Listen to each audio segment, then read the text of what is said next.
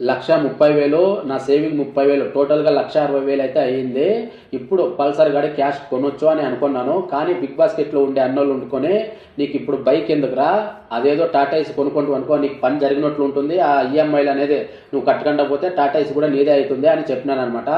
అప్పుడు నేను అనుకోని అవును ఇది కూడా కరెక్టే కదా అని అనుకొని మాకు దగ్గరలో ఉన్న శ్రీరామ్ ఫైనాన్స్కి అయితే పోయేసి టాటా ఏసీ అయితే వెతికినామన్నమాట. మాకు అక్కడ ఒక మంచి టాటా ఏసీ అయితే దొరికింది.